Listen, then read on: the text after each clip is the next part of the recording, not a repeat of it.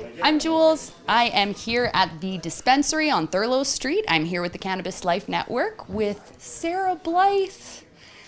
Yeah, I am so excited to be interviewing you. You have done amazing work from the Overdose Prevention Society to, just even your work with the youth around Vancouver. Right now, on your day-to-day, what is your main focus? Well, tonight it's freezing out, so we're just trying to make sure that people are, sleeping in a warm place that are drug users in the downtown east side. We see up to 700 people a day, and we don't want to turn people away in the snow at night. So that's today's focus. And but in general, just getting, teaching the government that what we've been doing and the war on drugs is not working. So, yeah.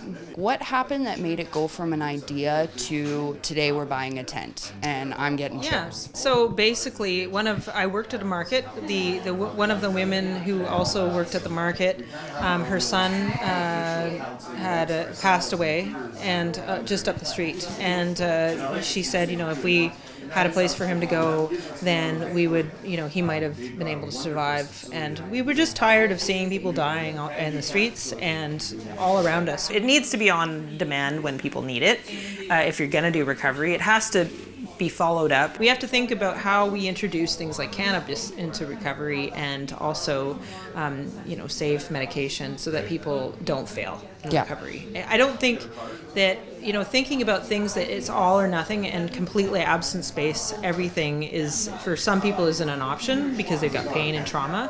And so we have to look beyond that and look at what the individual needs and what they're going through and how they will be successful. Because getting them off of drugs that have fentanyl and all kinds of other stuff in it is not, that's a success. Yeah. That's recovery for a lot of people. 100%. Yeah, and it's going to, improve their quality of life. They may not, have, it's disease prevention.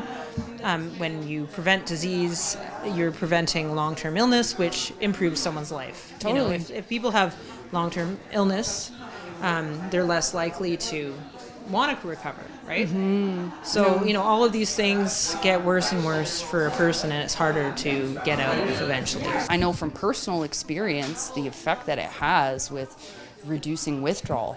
Now, do you guys provide cannabis, or do you provide access for people? In the past, we provided cannabis, and we've had to reevaluate because the police came and they told us that we couldn't. There's a lot of that. There's a lot of misunderstandings from the police. Do you find that you're even getting opportunities to talk to them, to even have that dialogue so that they can understand what you're doing? It's really about the police that feel that they were performing their duties, the two police officers at the time. And I really don't know if that reflects, and I don't think it reflects everyone.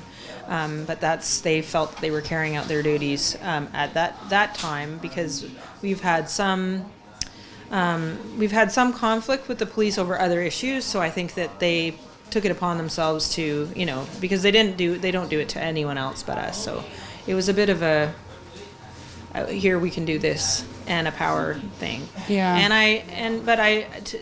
It's just a waste of police time. Yeah. A waste of public time, and I don't think it wasn't good for anyone, and it actually puts people's lives at risk, because people who've found cannabis, even vaping and everything else, it's really improves their life enough that they can get off opiates. So by taking that away, it's really putting people's lives at risk. 100%. Would you have any advice for anyone who is who wants to help, who wants to beat this opiate epidemic that's going on and try to help in any way that they can, that is looking to start something like this in their own place?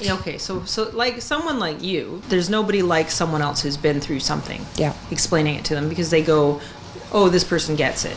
You can go to school for 1,000 years and you will never understand what a person goes through if they got mental health or they have opiate. It's impossible to do. Yeah. So really, I think what it comes down to is someone like you who has the experience that you do and how you were successful is going to be like the biggest wealth of information to another person to share that information with groups of people, about what you did, how you did it, and how it worked. and what, you know, what they'll feel, and how they get over those feelings. And sharing that with people is going to help people. And also, you just when you're talking to family members and just passing on stories and teaching people and correcting them and learning a new way and knowing that the work that we're doing is important, and it's not always it's a bit of a fight, right? Well, thank you so much for taking the time to talk with me. I really appreciate you answering my questions. We're lucky to have you on the battlefield. Thank you.